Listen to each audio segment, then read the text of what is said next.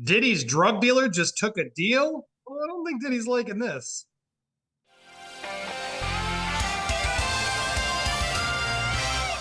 Hey up everyone, it's me, Steph, the alternate, your nerdy alternative, looking after Popcorn Planet whilst Andy is in LA at the moment. But what would you have it? Of course, this is a Diddygate update, so I had to bring back Andy to discuss this, and DC lawyer John Witherspoon. How are you guys doing today?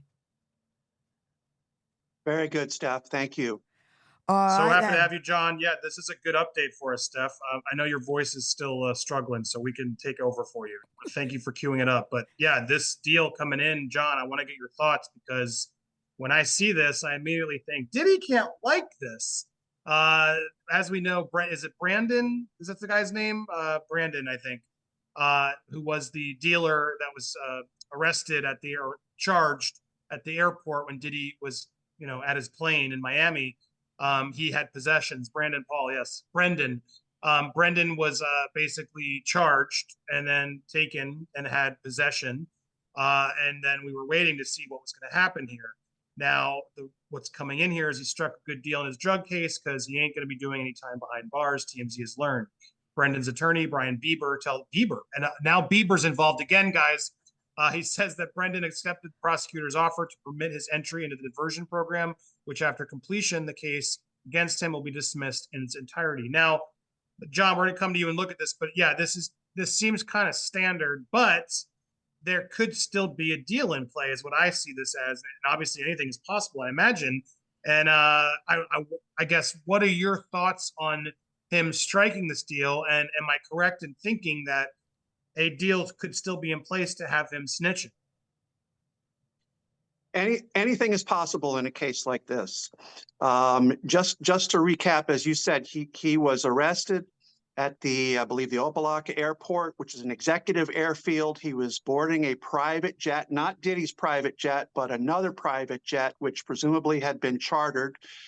And the charge that he faced, well, actually, there were two charges, one of which was dismissed. I believe he had some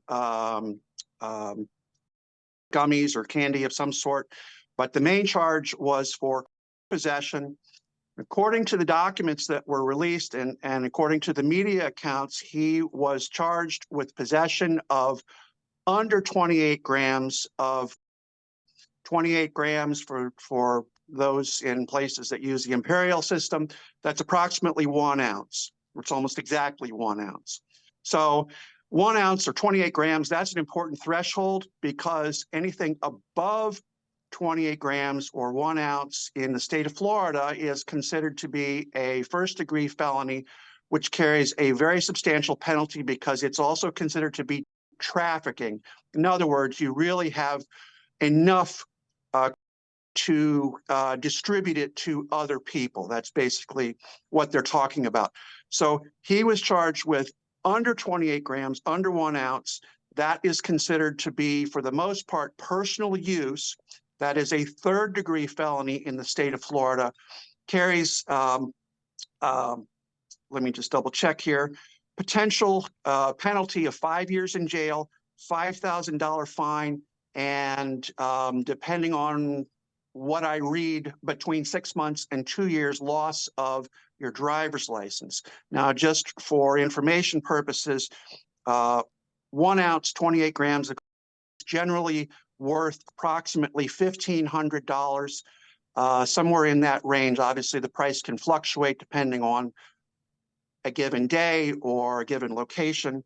And as I said, over 28 grams is considered to be trafficking. Now, the interesting thing in this case is that he was given probation before judgment, PBJ, as it's sometimes known, or also sometimes called a diversion program. And basically what that means is that he is not required to do jail time.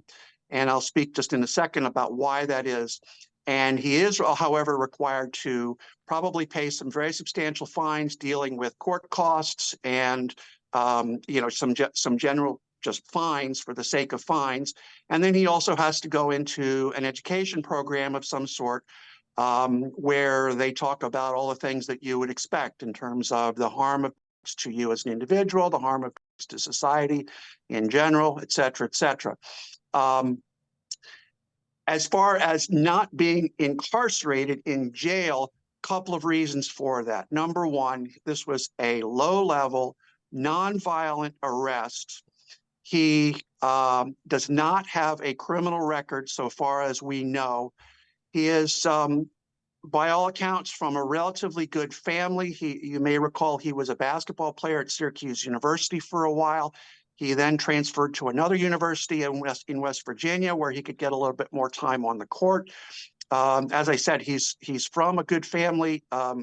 Last I read, his family is from a neighborhood in the suburban Cleveland area called Shaker Heights, which is at least it used to be a fairly affluent area. I assume it is still at this time. So generally, the court's looking at this and saying, you know what, the guy made a mistake. He is not a habitual offender. He has generally been in good shape or in fine shape as far as law breaking is concerned. Not a big issue with that.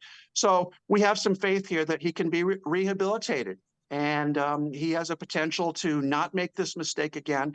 And this, as I said, is fairly common in a low-level, nonviolent case. Fairly common for a first-time, say, driving under the influence or driving while impaired. But this person, yeah. This case isn't common, right? So while this is common and happens often, there is a version of this where the cops are like, we're not giving you the common because of the standard, and we need you to talk if you don't want to go get 5 years. I mean, just not to interrupt, but while yes, this could be a slap on the wrist for many, this guy was Diddy's mule. They're Correct. Clearly investigating and trying to find the dirt on Diddy. What is your likelihood? What do you think that they were also like, well, yeah, we could slap the wrist, but we're not gonna in this case, and you're gonna get the full 5 years unless you give up something tiny. How realistic do you think that is? Well, there's always that possibility. There's no reason why he could not have been charged with the full extent of whatever charge he deserved. He could have been penalized. As I said, the maximum penalty of this is 5 years, 5,000 in jail, $5,000 fine. Very substantial penalty for this potentially. So they certainly could have put the screws to him. And one other thing I'll just mention, which is an interesting possibility, and I'm not suggesting that this is what happened, but it is a possibility. He could well have been charged, or he could have been found with more than the 28 ounces, more than the 1 ounce, which would have been a first-degree felony with a much more substantial penalty because of a trafficking probability. And they might have gone to him and said, hey, look, we're going to charge you with a first-degree felony for over 1 ounce. But if you help us out a little bit and if you talk to us, then we're going to charge you with the 3rd-degree felony, which is under 1 ounce. And we just don't know. So there's nothing that's off the table here in terms of what might actually have happened. Well, because that's the other thing I wanted to bring up was the whole idea of snitching, right? There's an aspect to this, whether there was a deal or not, Diddy has to be nervous. Like Diddy must not like the fact that his drug mule is now talking to the feds, and then did he take a deal? Just like in those movies of like, did you do the deal? Did you do the deal? When your guy is in with the cops, it immediately creates nerves. And so that's fascinating to know that maybe they are putting a lighter sentence out there while they have already negotiated with him behind the scenes of, we're not giving you the full sentence. That way you can make it look like to Diddy, you got away with it. That's how we'll justify this because, right? If I think like the movies, and it's not always like movies, but the first thing he's going to say is Diddy's going to kill me if I talk. Well, we'll make it look like he didn't talk. So that is all a reality. That kind of stuff can happen in real life.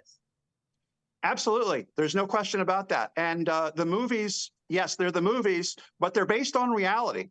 If you think back about The Departed, for instance, Leonardo DiCaprio, his character, Billy Costigan, was a police officer who was sent to jail to make it look like, he was a thug, and so that he would fit in the underworld and so forth. And so anything is possible in this case. I just use that as an example. I'm not saying that's what happened here, but right. Stranger things have happened. Yes, it is entirely possible that Brandon Paul did have some very revealing conversations with the Miami-Dade county prosecutor, with the police, with the DEA, Homeland Security, whoever it was that was involved in this. So we just don't know. And yes, to your point, anytime a close associate of Diddy's is having in-depth conversations with law enforcement and prosecutors, that is definitely a cause for some nerves. You're absolutely right. So either way, this is a deal. This deal is a big deal, because whether it was nothing and a slap on the wrist, clearly the authorities know this means something bigger in the scope of Diddy's world, which is still waiting to see how long it'll take to see if there are even charges. I mean, that's another thing where there may not be, they may not come forward. This may have been a big tactic to scare Diddy, and then maybe we've heard things with his the madame who came onto our show exclusively, sort of revealing that, yeah, some of them are working with the feds. Could this have just been a power play by the feds to be like, clean up and be careful, or else? Guys, anything's possible. So we will keep you updated on this.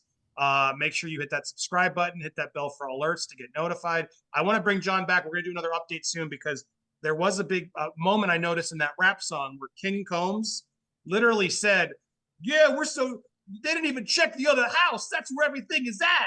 And I wanted to bring that up again, because we'll talk about it. So subscribe, because how dumb can you get? And as I was traveling there, we're going to put this together when I have the footage.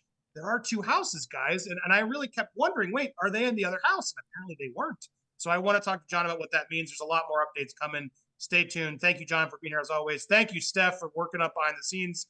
Subscribe to Steph the Ultra Nerd. Stay tuned here for more on Planet. Appreciate you guys. Enjoy your weekend. Thanks, Andy.